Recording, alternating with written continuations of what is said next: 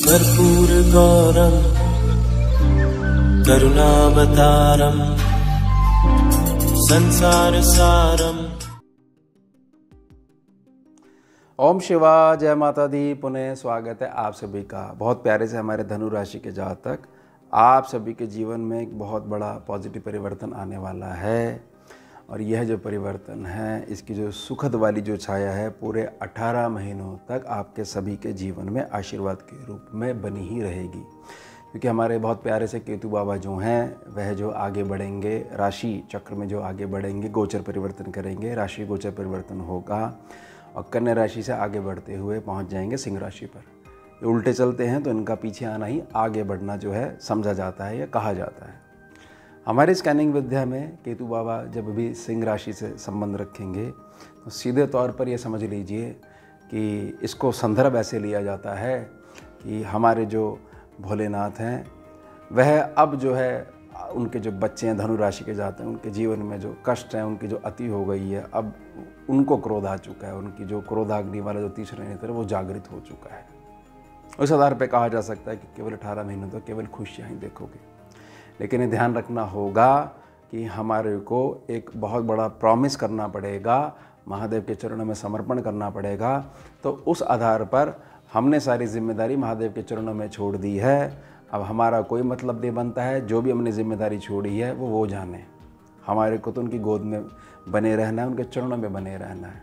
हमारे को ना कर्ता पुरुष नहीं बनना है। बेसिकली मैं ये कहने का प्रयास कर रहा हूँ, ये प्रार्थना कर रहा हूँ। पहले गोचर समझिए, फिर बात करेंगे क्या क्या बदलाव है और क्या हमारे को महादेव के चरणों में समर्पण करना है, क्या चीज़ जो है उसको भूल जाना है उनको देने के पश्चात। गोचर समझिए। 18 मई 2025 दिन होगा रविवार, दोपहर यानी शाम 4:30 से 5 दिसंबर 2026 दिन होगा शनिवार, शाम 7:28 तक। सिंह राशि के ऊपर गोचर इनका प्रभावी रहेगा। 18 मई से शुरू होकर आने वाले 18 महीने दिसंबर 2026 तक। अब गोचर के आधार पर जो कुंडली बनती है उसमें केतु बाबा जो हैं वो सिंह राशि पर, सिंह राशि जो पड़ती है आपके 9वें भाव पे पड़ती है। यहाँ पर जो केतु बाबा है, अगर पहले भाव से गिनेंगे तो बहुत प्रभावी हैं और एक प्रकार से उच्च प्रभावी केतु का फल देते हैं। यानी कि केतु आपके पक्ष में हैं आने वाले 18 महीनों तक। और अब जो है जैसी सिंह राशि में ये पहुँचे हैं, 10th सेक्शन से जैसे ही उल्टे चलते यानी आगे बढ़ते 9th सेक्शन में आए हैं, तो सीधे तौर पर संदर्भ लिया गया महादेव के तीसरे नेत्र से। ये ध्यान रखिएगा कि केतु बाबा आपसे सिर्फ एक ही चीज़ मांग रहे हैं धनु राशि के जातक, कि जहाँ मैं बैठा हुआ हूँ वह सेक्शन अगर आप महादेव के चरणों में अर्पण कर देते हो तो मैं आपके जीवन में 5 ऐसे क्षेत्र हैं जहाँ पर पूरे 18 महीनों तक आपको आशीर्वाद दूंगा। बिल्कुल भी आपको संघर्ष नहीं देखने को दूंगा। यानी मेरी तरफ से जितना सपोर्ट हो सकता है मैं करूंगा, लेकिन आपको आपके इष्ट के चरणों को सम्मुख रखना पड़ेगा। केवल वही ही हैं जिनको देख के मैं बिल्कुल आराम से सीधा चल सकता हूं, नहीं तो मेरे ऊपर तो किसी का जोर नहीं चलने वाला है। क्योंकि मैं जड़ हूं, जड़ तो धीरे धीरे बढ़ती ही रहती है। पॉजिटिव रहेगी तो पॉजिटिव जड़ें, नेगेटिव रहेगी तो नेगेटिव जड़ें। यानी जड़ें जरूर फैलनी है, हमारे को पॉजिटिव डिसाइड करना है या नेगेटिव डिसाइड करना है। अब यह है आपका भाग्य सेक्शन। अपने इष्ट को साक्षी मानते हुए, समय को संकल्प लेते हुए, ये जो समय जो क्षण है इसको संकल्प आधार पे लेते हुए, इसको साक्षी मानते हुए कि मैं कभी भी कंप्लेंट नहीं करूँगा या नहीं करूँगी कि मेरा भाग्य काम नहीं करता है, मेरे भाग्य में कुछ भी सुख नहीं लिखा हुआ है, मैं कुछ मर्जी कर लूँ, हर प्रकार से मुझे भाग्य के द्वारा दबाया जाता है। भाग्य नाम की कोई चीज़ नहीं होती है, सिर्फ और सिर्फ मैनिपुलेशन ही होती है। मैनिपुलेशन मेरे को हो नहीं सकती है, मैं कर नहीं सकता हूँ या कर नहीं सकती हूँ, मेरी प्रकृति ऐसी नहीं है। तो मैंने ये मान लिया है कि अब मेरा कुछ नहीं होगा। ये सारी चीज़ें आपने महादेव के चरणों में समर्पित कर देनी है, जिससे कि यहाँ बैठे जो केतु हैं, जहाँ जहाँ 4 दृष्टियाँ डाल रहे हैं, 4 सेक्शंस को देख रहे हैं, वहाँ पर आपको बिल्कुल भी संघर्ष देखने को नहीं मिले। मेरी निजी प्रार्थना रहेगी, जब इतनी बड़ी बात सम्मुख आई है कि तीसरे नेत्र से संदर्भ लिया जा रहा है, तो आपको बहुत ज़्यादा सीरियस होकर यह एक प्रकार का दान तो करना ही पड़ेगा। और ये समर्पण है, ये पूर्णतः आपकी आस्था का विषय है। जैसी आपकी आस्त होगी, ये नहीं कि 4 दिन के बाद कि हमने करा तो था 3 दिन तक और कुछ हुआ नहीं, फिर हमें लगा कि भाई हमें ही कुछ करना पड़ेगा, फिर आपने समर्पण करा नहीं है। अब आप जिम्मेदारी ले रहे हो कि हम जो है अपनी जिम्मेदारी ले रहे हैं। जिम्मेदारी आपने सिर्फ इसकी लेनी है कि हम जो है अपना कर्म कर रहे हैं, वो ईमानदारी से कर रहे हैं, ठीक है। और बाकी जो समर्पण वाली भावना है हमने समर्पित कर दी, हमारा कोई अधिकार नहीं है उसके प्रति कोई भी दृष्टि लगाने का। अब समझिए, अगर ये कर लेते हो, सबसे बड़ा बदलाव आपकी पूरी पर्सनैलिटी में आने वाला है, आपके सोचने समझने के तरीके में आने वाला है। बहुत सारी चीज़ें जो पहले वहीं पे थी, जो आपको नज़र नहीं आ रही थी क्योंकि आप स्वीकार नहीं करना चाह रहे थे, कुछ नीतियां जो आपकी हैं वो आगे अड़ जाती थी कि नहीं, मैं ये ऐसा स्टेप्स नहीं ले सकता हूँ, मेरे हिसाब से ये चीज़ नहीं चल पाएगी, मेरे को जो है आप इस चीज़ के लिए कभी फोर्स मत करो, ये तो हमारे जो है हमारे विषय में ये संभव हो ही नहीं सकता है। अब आप स्वीकार करोगे कि हाँ, हमें जो है ये एक्शन लेना चाहिए, स्टेप लेना चाहिए।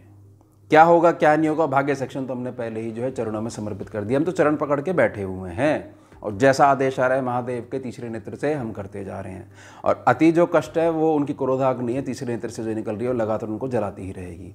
ये हो गया पहला बदलाव, यानी बदलाव आपके सोचने समझने के तरीके में होने वाला है। आप कोई भी अपनी पुरानी नीतियाँ मत अड़ाइएगा कि हमारा लाइफस्टाइल ऐसा है, हम इससे बाहर नहीं जा सकते हैं, जाना पड़ेगा। अब दरवाजे के ऊपर जो है मौके आ रहे हैं।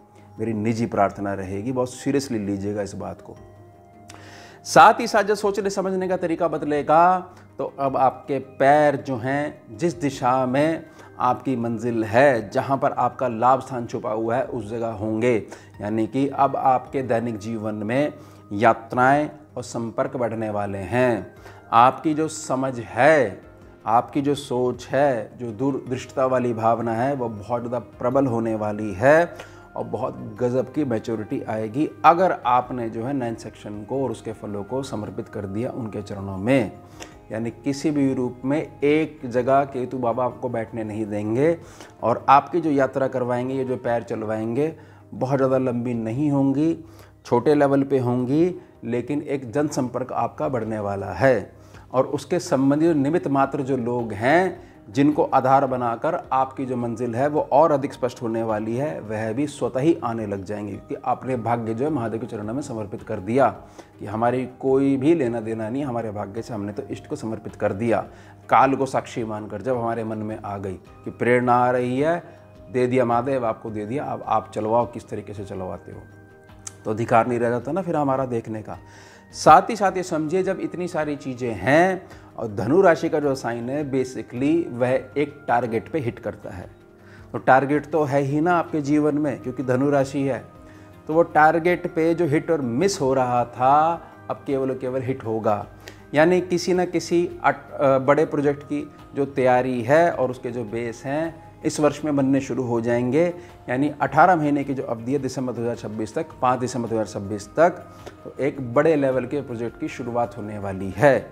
और इस शुरुआत में जो बेस रहेगा वह रहेगी आपकी जो है पढ़ाई लिखाई या जीवन के प्रति जो दृष्टिकोण है, जीवन का जो अनुभव है कि मेरे को ये अनुभव है, ऐसी स्थिति जब जीवन में उत्पन्न होती है तो ऐसे स्टेप्स लेने चाहिए, या इस क्षेत्र में मेरी जो पैठ बनी हुई है, पकड़ बनी हुई है, वह अनुभव जो मेरे अभी तक काम नहीं आ रहा था वह काम आने लग जाएगा।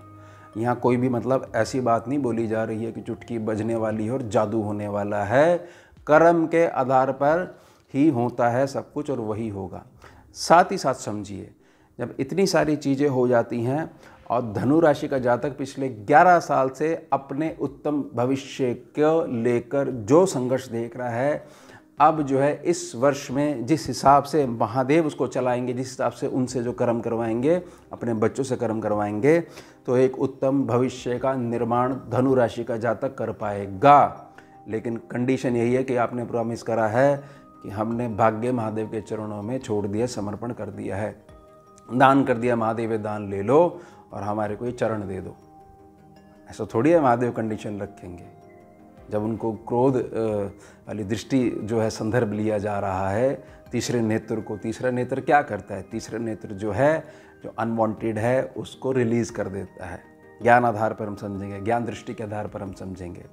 अब आप समझिए, अब आपको यह बहुत अच्छे से पता होना चाहिए कि ये सारी बातें ठीक हैं, लेकिन ये कैसे पता लगेगा केतु बाबा हमारी निजी कुंडली में जहाँ बैठे हुए तो गोचर की कुंडली है, सही प्रकार से काम कर रहे हैं या नहीं कर रहे, वो तो ठीक करें हम। चलिए अब ऐसे समझिए दो बातों में, एक केतु अच्छे और एक केतु है बेस्ट। केतु अच्छा उन जातकों का है जो भी जातक समाज में कहीं भी मीटिंग में बैठते हैं, 4 जनों के बीच में बैठते हैं और वहाँ पर जो भी शख्स मौजूद नहीं है उसके बारे में अगर कोई चर्चा होती है, चाहे बहुत ज़्यादा पॉजिटिव चर्चा हो रही है, बहुत ज़्यादा नेगेटिव चर्चा हो रही है, उन बातों में कभी भी शामिल नहीं होते, यानी पीठ पीछे जो चर्चाएं हैं उनमें शामिल नहीं होती है। एक मद मुस्कुराहट के साथ वहाँ से चलते बनते हैं कि हम फिर मिलेंगे जी, थोड़ा सा आवश्यक कार्य आ गया था, कोई बात नहीं, फिर मिलते हैं। यह केतु है अच्छा। अब केतु बेस्ट किनका?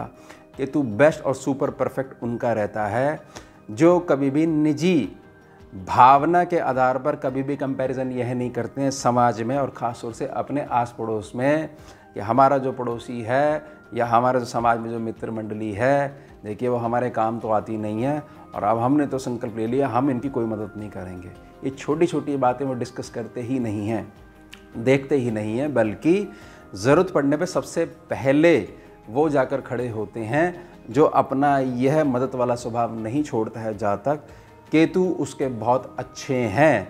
केतु कुंडली में कहीं मर्जी बैठे हुए हों, वहाँ से आने वाली ऊर्जा है बहुत अच्छी आ रही है, क्योंकि आपकी सोच बड़ी प्यारी है। आप एक बड़े लेवल पे पहुँचोगे ही पहुँचोगे। थोड़ी कमी थी वो आपने भाग्य की वो समर्पित कर दी।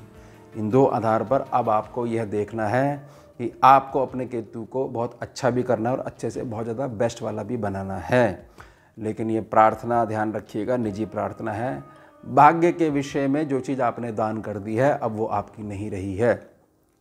आपका अधिकार यह भी नहीं रह जाता है कि 4 दिन के बाद आप सवाल करो, महादेव जब मैंने आपको भाग्य दे दिया तो अभी तक क्यों कुछ नहीं हो रहा है।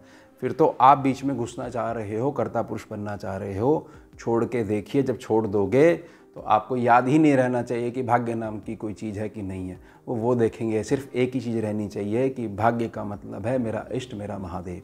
तो ये होगा हमारा उत्तम विषय। मिलते हैं आपसे अगले भाग में नए विषय के साथ। जुड़िए और जोड़िए। ओम शिवा, जय माता। भुजगेन्द्रहारं कर्पूरगौरं करुणावतारं